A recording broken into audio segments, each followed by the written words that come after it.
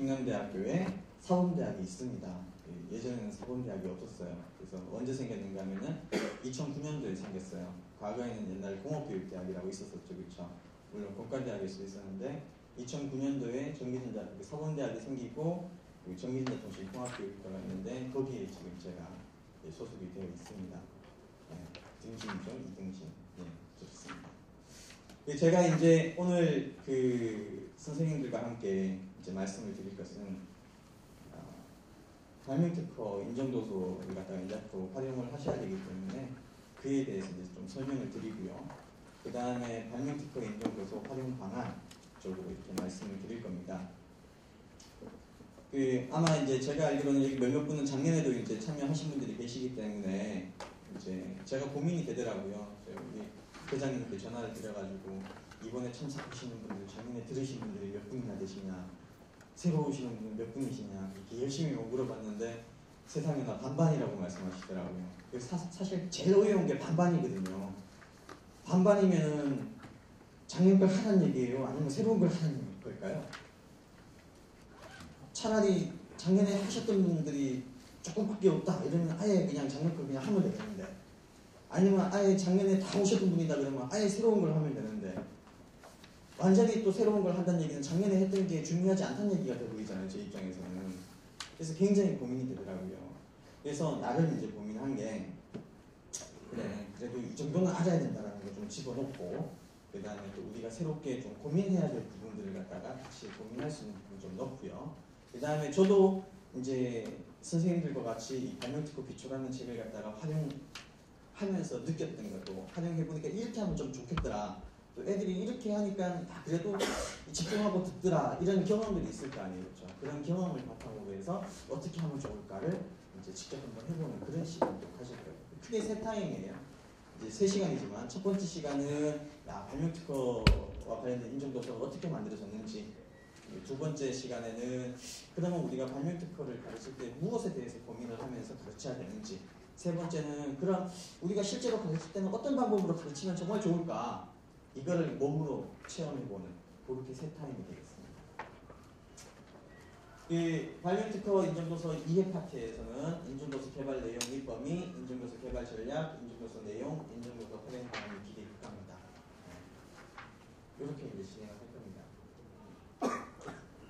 일단은 저희가 이제 이 발명특허 기초 만들 때, 지금 발명특허 기초가 2009년도에 검인정 받은 걸로 되어 있는데 2008년도인가 2007년도인가 그때 아마 저희가 만들었던 걸로 기억을 하는데요. 그때 이제 저희가 이제 특허청과 한국발명진흥의 이제 과제를 가지고 저희가 이제 했었는데, 그 특허청에서의 요구, 그 다음에 또 일선 현장, 예를 들어서 그 당시 저희가 좀 관심을 가졌던 게 이 발명특허 인력을 양성하는 데 이제 초점을 좀 맞추고 있었기 때문에 일선 현장에서 어떤 인력을 요구하는지에 대한 산업시 요구 분석, 그 다음에 특히 이제 특성화고를 대상으로 해서 이제 이 책이 활용되기 때문에 특성화고의 어떤 조사 요구, 그 다음에 학생 수준을 저희가 이제 고려해서 이렇게 만들었고요. 그 다음에 인정도서 개발 전략 체제, 이거는 연구상의 문제이기 때문에 저희들이 이제 최대한 이제 객관적으로 이제 좀 줄넘고 교재를 만들게 해보겠습니다. 그 중에 이제 메인이 바로 이제 모듈형이라는 겁니다. 모듈형이라는 것은 아마 많이 들어보셨을 거라고 생각하는데, 그래도 혹시나 이제 작년에 이제 들으셨던 분은 그냥 복습하시면 될 것 같고요. 처음 오신 분들을 위해서 조금 설명을 뒤에서 해드릴 겁니다.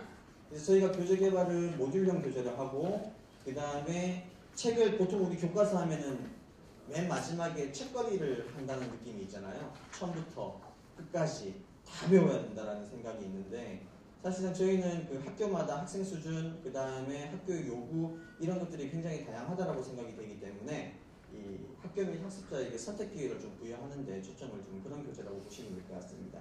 그 다음에 굉장히 중요한 순수 이론만 할 것이냐, 순수 실습만 할 것이냐, 또는 이론만 열심히 다 가르치고 난 다음에 그 다음에 실습할 거냐, 이런 부분을 좀 고민을 극복하기 위해서 이론 실습 통합적으로 좀 적용하기 위해서 노력을 했습니다.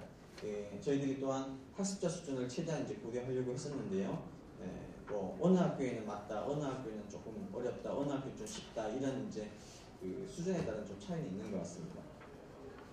모듈이라는 것을 이제 간단하게 말씀드릴게요. 벌써 이제 딱딱한 얘기가 나오니까 이제 선생님들께서 이제 벌써 뭐 이거 중간에 쉬는 시간대로 저쪽으로 도망가야지 저쪽 분과 같이 그랬나 뭐 이런 고민 좀 하실 것 같은데 사실상 재밌는 거는 뒤로 가면 갈 수도 있어요.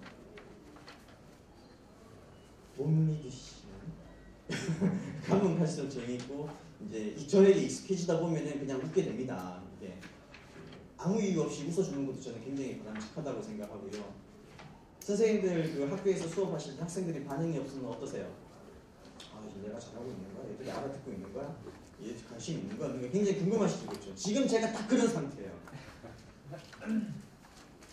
뭔가를 좀 표출을 해주셔야죠. 와, 나 이 관심 있어. 그 말로 표현이 안 되면요, 눈빛으로 이렇게 있잖아요. 강렬한 이렇게 시선을 이렇게 초롱초롱 뭐 있지 않습니까? 어제 뭐 좀 드셨나요? 저녁에? 피곤하시진 않죠, 그렇죠? 네. 초롱초롱한 눈빛을. 그렇죠. 얘 이렇게 한번 해주면은 에너지가 급상승해요, 제가.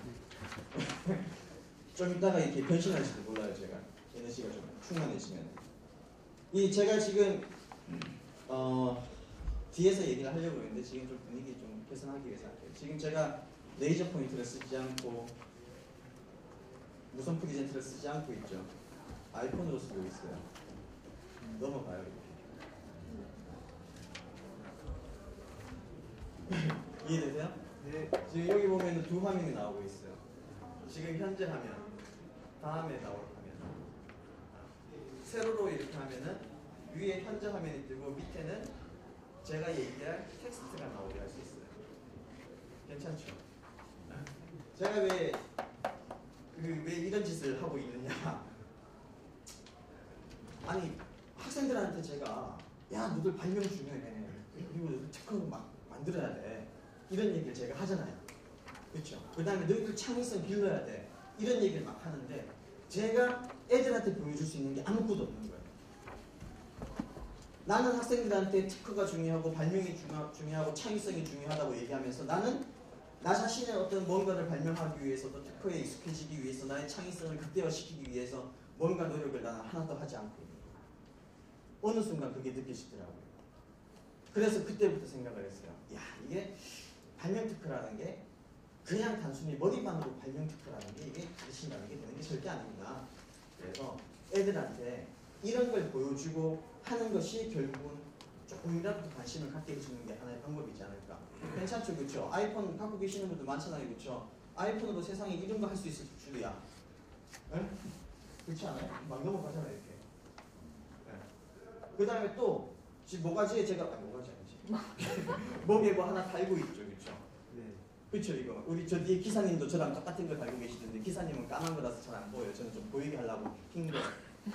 같은 거죠? 네. 네. 그죠, 그쵸? 이것도 뭘까요? 이게 블루투스 헤드셋이에요. 핸드폰 쓰다 보면은 어때요? 이게 불편하실 때 있죠? 이렇게 하거나 또 막 작업하는데 이렇게 들고 뭐 이렇게 해야 되는 거 운전하다가 들으면 사고 나기 일보 직전이고 막 그럴 때 있잖아요. 불편하잖아요, 그렇죠? 불편하셨죠, 실제로? 네. 그런데 어떻게 하셨어요? 불편한데. 우리나라에서 가장 중요한 미덕, 학생들에게 요구하는 가장 중요한 미덕 중에 하나가 인내심이에요. 학생들이 선생님들한테 수업하다가 뭐 또 이렇게 하다가 선생님 힘들어요, 불편해요 하면 선생님 뭐라고 말씀할까요? 참아라. 자, 제 뒤에서 말씀해 드릴 건데요. 이거 마이크 써야 되는 거예요, 이게? 써야 되나요? 기사님 써야 되나요, 마이크? 웬만하면 써주세요. 네. 참으라 그래요, 학생들한테. 근데 중요한 거는요, 발명 특허는요, 참으면은 나오지가 않아요. 안 들리면 어떻게 해야 돼요? 들리게 해야 되잖아요, 그렇죠? 들리게 하기 위해서는 뭘 해야 돼요? 뭔가를 만들어야 되잖아요. 근데 안 들린다고 뭐라 그러세요? 참아라. 그럼 새로운 게 나오나요? 안 나와요, 그렇죠? 우리나라 교육의 맹점이에요. 여전히 아마 여기 있는 대부분의 선생님들 학교에서 수업 막 열강을 막 하고 계시는데 애들이 선생님 이게 이상해요, 막 힘들어요 이러면은 심지어는 그 생리적인 반응까지도 참아라 이러시잖아요, 그렇죠? 그래서 우리나라는 어떻게 보면은 초등학교 때부터 그 대학교까지 그러니까 교육의 모든 기간 동안에 강력하게 요구하고 있는 게 참아라, 인내심이기 때문에 어떻게 보면 발명특허 뭔가가 나오기 위한 가장 악조건을 갖고 있는 게 우리나라 상황이에요. 공감하십니까? 정말 공감하시면 박수 한번 쳐주세요. 그래서 참으시면 안 돼요. 여기서 하다가 힘드시잖아요. 저 뛰쳐나가세요. 뒤에서 회장님이 체크하실 거예요. 뛰쳐나가시는 분들은. 네. 그래서 결국은 제가 이런 거 좀 말씀을 드리고 이제 좀 조금 괜찮죠, 그렇죠? 그래서 강렬한 눈빛. 그 다음에 제가 좀 웃긴 얘기 할 때 뭐야 이렇게 하지 마시고 웃어야 될지 말아야 될지 좀 고민될 때가 있을 수 있어요, 그렇죠? 서로가 아직 잘 모르니까 그럴 때는 그냥 웃어주세요. 괜찮아요, 그렇죠? 하하하. 자, 웃기 시작. 예, 감사합니다. 자, 넘어가요 이렇게. 자, 모듈이라는 게 있는데요. 이게 이제 사실상 교육에서는 이제 능력 중심 교육에서 출발을 한 거예요. 능력 중심 교육. 이게 어려운 얘기가 나오면 우리가 일단 알레르기 반응 나옵니다. 능력 중심 교육이라는 것을 뭔가 하면은 모든 사람이 동시에 함께 학습 목표를 성취할 필요가 없다는 얘기가 될 수도 있어요. 개인의 능력에 맞춰서 그 사람 수준에 맞게 필요한 시간만큼 투자를 해서 개인에 맞는 정도의 학습 목표를 성취하거나 또는 모두가 요구하는 수준까지 기간에 상관없이 그걸 성취할 수만 있으면은 오케이. 그게 바로 능력 중심 교육이라는 건데 이 능력 중심 교육에서 출발한 게 이제 모듈이라는 겁니다. 실제로 그 이제 모듈 능력 중심 교육에서는 이 모듈이라는 것이 학습 활동이라는 거죠. 학습 활동의 한 단위를 얘기합니다. 근데 이제 여기 뭐 다양한 전공이 계시겠지만 물리학에서는 측정의 기준을 기자하고 건축에서는 뭐 상호간의 비례, 건축물에서 기본 요소 결정 인자가 될 수도 있고 기계공학에서는 톱니바퀴 그 모듈 아시죠, 그렇죠? 예, 그거를 얘기하기도 합니다. 그런데 오늘 제가 말씀드리는 모듈은 학습활동 단위라는 의미를 갖고 있습니다. 자, 교육학에서의 모듈, 학습 단원의 내용에 따라 50분 부분으로 구분된 학습 시간. 예를 들면은 오늘 제 수업은 이 강의는 몇 개의 모듈로 되어 있을까요? 제가 첫 번째, 두 번째, 세 번째 타임이라고 그랬잖아요. 그렇죠? 세 타임이 있다고 그랬죠. 그러면 세 모듈로 되어 있다라고 이해하시면 됩니다. 그 다음에 여기에 제가 이따가 뭐 그 팀 활동을 한다 그러면 이렇게 한 팀, 두 팀, 세 팀, 네 팀 나올 거 아니에요, 그렇죠? 그러면 그게 각각의 모듈이 될 수도 있는 거예요. 쉽죠? 정말 쉬워요. 학생 스스로 공부할 수 있도록 준비된 하나의 학습 단원이 또 모듈이 될 수 있을 거예요. 저희들이 가장 오늘 이제 강조하고 있는 건 이 부분이에요. 스스로 학습할 수 있도록 된 단원. 저희가 이제 그 발명특허 인정도서와 관련된 책 4권이 있는데 그 중에서 발명특허 기초와 발명과 문제해결, 발명과 디자인 이 3권은 저희가 모두 모듈식으로 되어 있습니다. 제가 뒤에서 또 한 말씀 드릴 겁니다. 자, 모듈에 의한 교수법. 이 중요해요. 성취할 목표와 학습 활동이 분명하게 설정된 모듈 교재를 가지고 학생이 자율적으로 학습을 진행해서 목표에 도달하게 하는 교수 방법이 모듈에 의한 교수 방법인데 제가 이 모듈에 대한 설명을 할 때 항상 그 예를 드는 게 있어요. 선생님들 그 옛날에 학교 다니실 때 학교 앞에 문방구에 가시면은 조그만한 종이 상자 안에 로봇을 조립할 수 있도록 플라스틱 나무레인가 이렇게 틀에 이렇게 찍혀져 나오는 거 있었죠. 네. 그 기억나죠, 그렇죠? 네. 그거 한 개 이제 50원, 10원, 100원 이렇게 되는 거 사가지고 그거를 혼자 조용히 앉아가지고 속에 있는 내장들을 꺼낸 다음에 걔들을 하나하나 뜯어서 조립을 칙칙칙칙 하면은 마지막에 뭐가 나와요? 로봇이 짠 하고 만들어지죠. 네. 자, 여기서 제가 읽고 싶은 게 그거 만들 때 있잖아요. 내가 도달해야 될 목표가 무엇인지 누가 알려줬어요? 어디에 있는가요? 박스 표면에 그림으로 나타나 있죠. 그렇죠? 자, 그 그림으로 나타나 있는 그 로봇 모양을 만들기 위해서요. 혹시 필요한 재료를 딴 데서 다시 사와야 되는 경우가 있었나요? 없었죠. 어디에 다 있었어요? 그 안에 다 있어요. 심지어는 본드까지도 그 안에 다 있었어요. 스티커도 또 있어요. 그렇죠? 그 다음에 또 하나. 그거를 만들기 위해서 어떻게 만들어야 되는지를 몰라가지고 선생님한테 물어보거나 그렇게 하신 적 있어요? 없죠. 안에 어떻게 만드는지가 다 나와 있어요.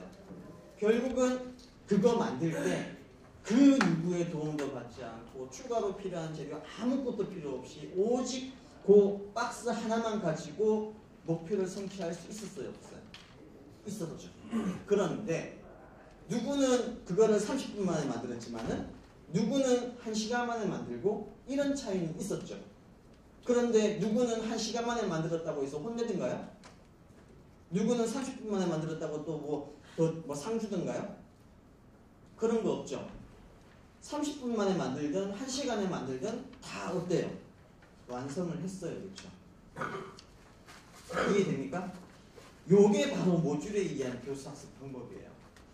그러니까 학교 현장에서 학생들이 모듈을 하나 딱 가지고 딱 보면은 아 내가 해야 될 게 뭐구나 알고 그 다음에 그걸 하기 위해서 어떤 절차를 거쳐야 되는지가 다 나와 있고 그에 필요한 재료가 뭐뭐인지가 다 나와 있어요. 그대로 쭉쭉쭉쭉 따라 하면은 결국 학습 목표를 성취한다는 얘기예요.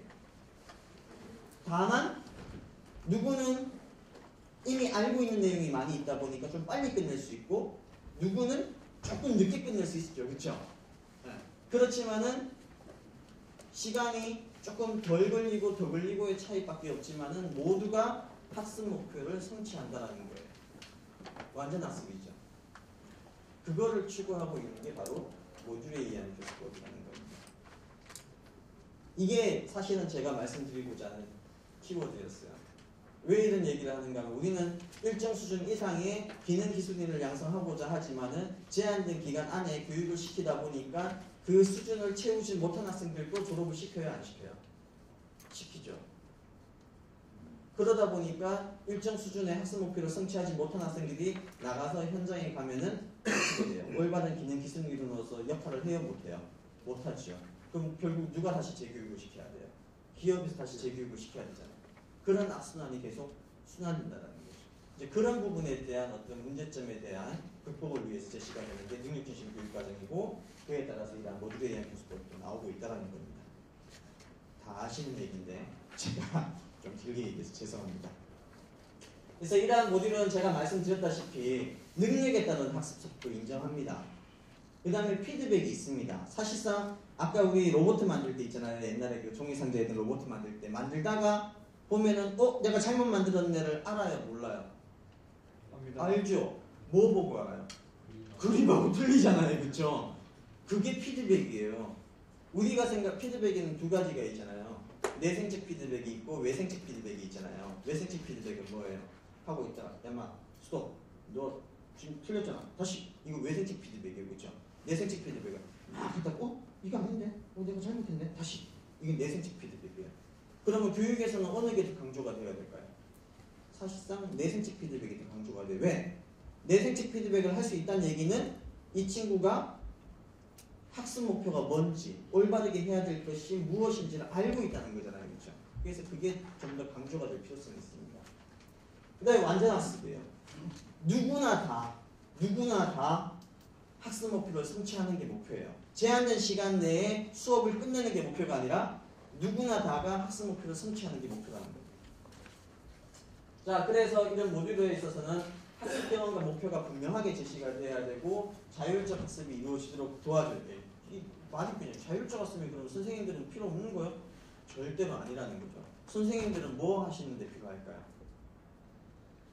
학생들이 잘할 수 있도록 옆에서 어떻게 촉진, 조언, 가이드. 이게 교육학에만 나오는 얘기죠. 그렇죠? 이런 얘기 아마 속으로 지금 분명합니다. 지금 속으로 그게 쉬운지 이렇게 하시는 분 계시죠. 그렇죠?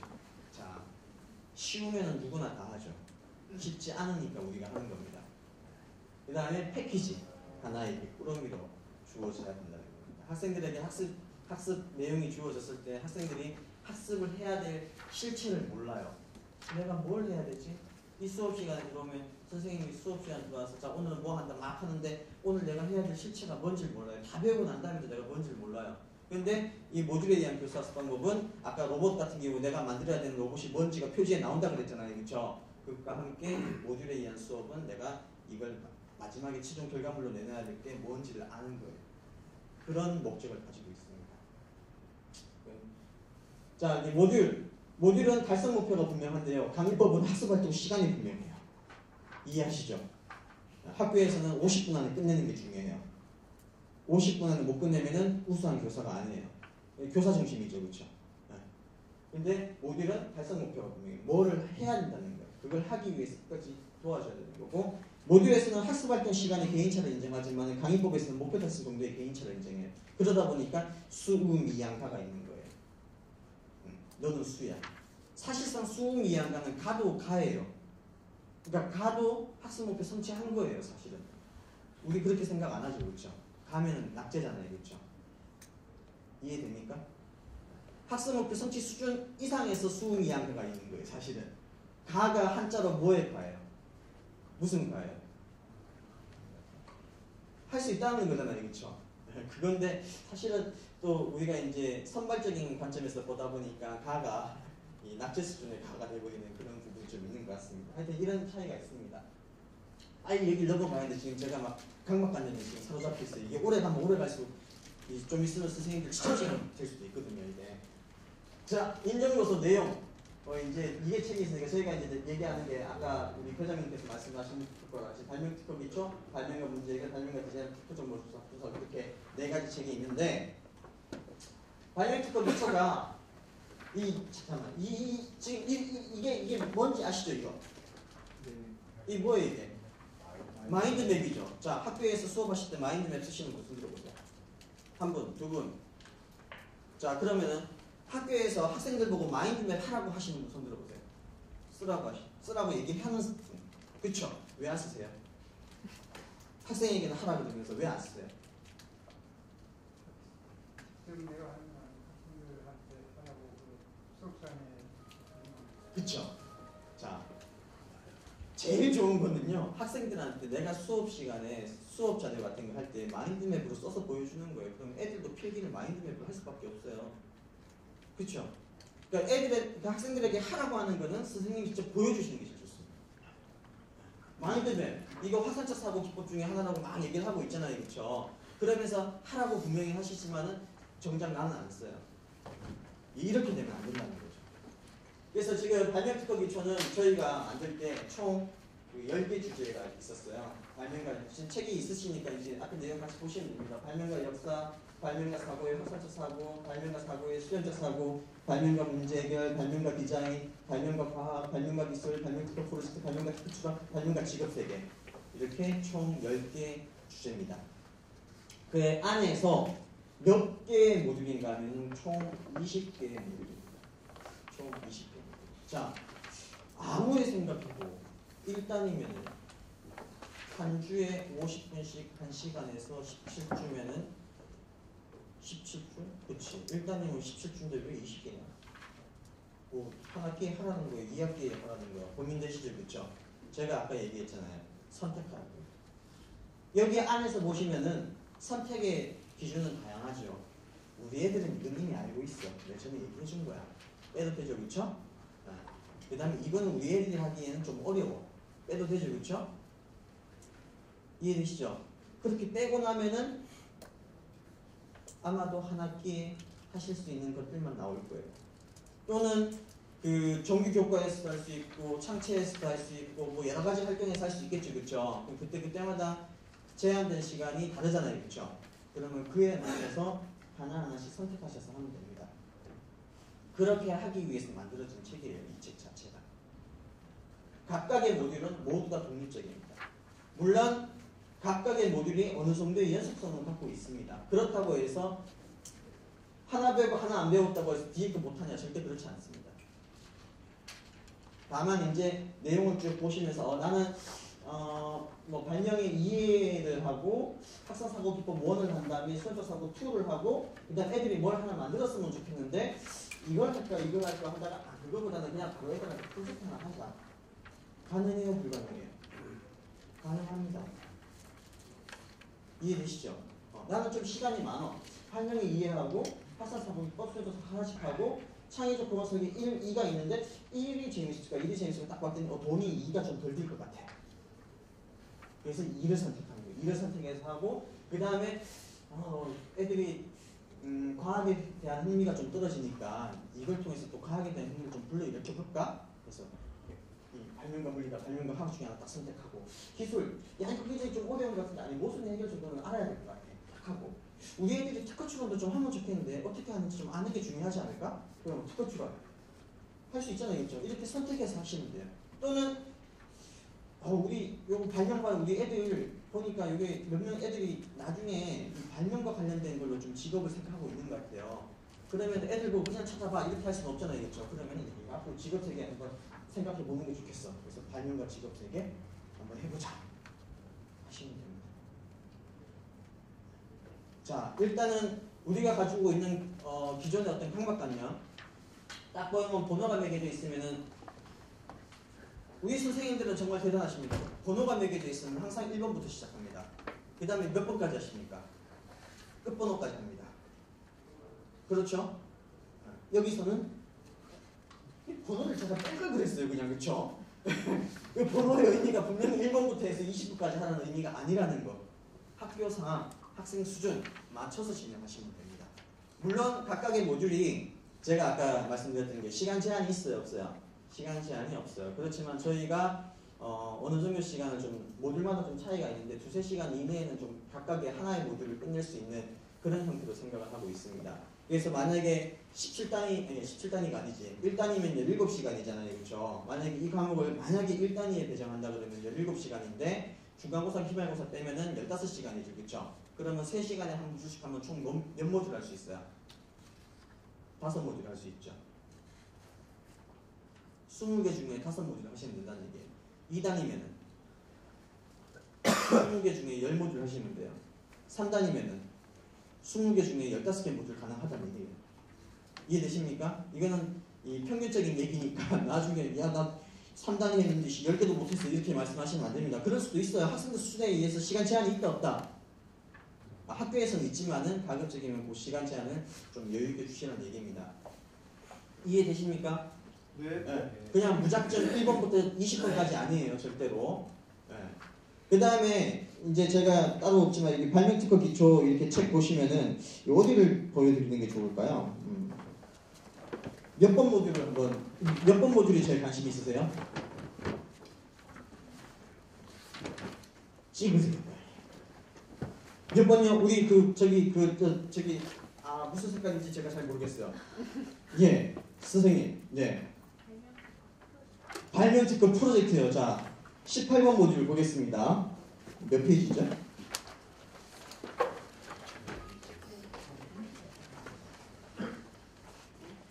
네, 300페이지네. 이야, 어떻게 숫자도 딱 300 딱 떨어지네요. 그렇죠? 네, 300페이지예요. 자, 이게 우리가 특성이 딱 돼 있어요. 이게 사실상 딱 보시면은 앞에 미리 보기 그림이 딱 나와요. 그렇죠? 300페이지에 딱 보시면은 자, 300페이지 딱 보면 처음에 딱 발명특허 프로젝트에서 그림이 딱 나오죠. 미리 보기. 이거 딱 보면은 뭘 해야 되는지 느낌이 와요, 안 와요? 뭐죠? 문제 만들어서 뭐 하는 거네, 그렇죠? 사실 저는 이거 하나하나 다 분석해서 기억해야 되나요? 딱 보고 문제 맞나네. 그 다음에 아이디어 창출하고 평가하고 추론하고 프로젝트 이렇게 하는 거구나. 그 다음에 밑에 모듈 소개 보면은 어떻게 해보도록 한다. 사용 방법이 너무 간단하지 않아요? 배경 지식을 통해 발명해서 예시 활동을 살펴보고 학습 활동에 직접 수행해본다. 학습 목표 나오고 뒤에 배경 지식이 있는데 저희가 이 책의 가장 큰 특징이 학생들이 스스로 할 수 있어야 된다고 했잖아요. 그렇죠? 그래서 모든 챕터에는요. 모든 그 모듈에는요. 앞부분에 학생들이 전체 과정을 어떻게 진행해야 되는지 예시가 이렇게 다 나오게 되어 있습니다.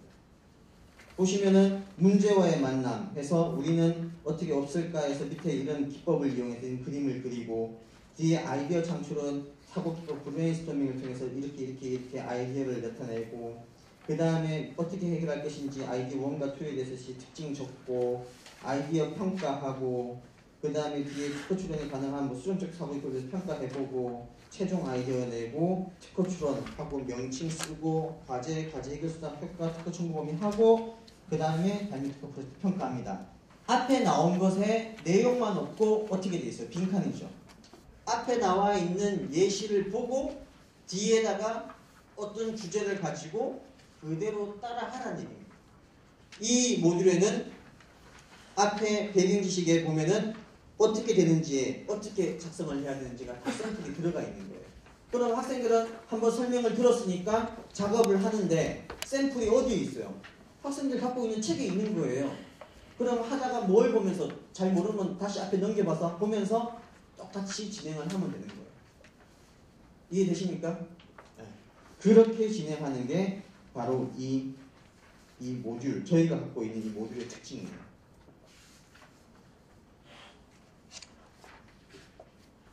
어떻게 적용하시기에 좀 편하실 것 같으세요? 어려울 것 같으세요? 해볼만 하실 것 같죠? 그쵸? 네. 네. 이렇게 진행하는 겁니다.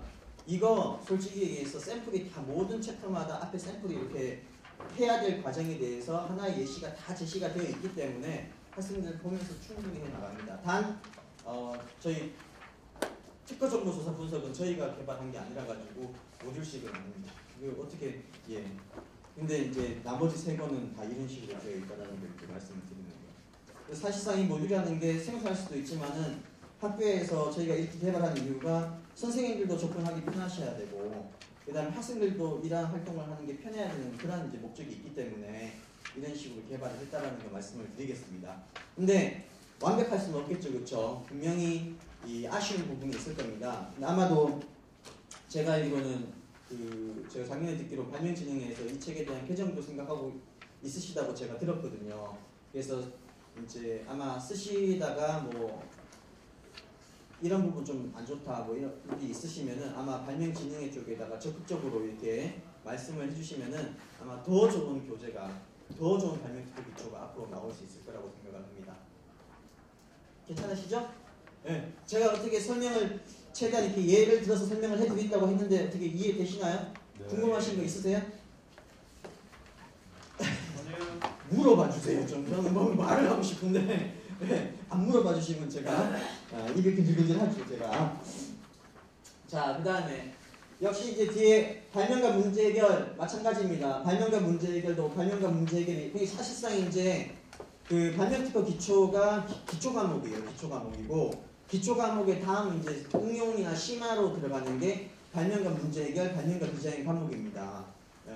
그래서 그 주제 4개에 총 15개 모듈로 되어 있고요. 물론 그 사고기법 같은 경우에는 우리 발명특허 기초에도 나오잖아요, 그렇죠? 이 발명가 문제 해결에서는 그런 것들이 중복되어 나오는데 똑같은 게 나오는 게 아니라 고급 사고기법이 나오는 겁니다. 이해되십니까?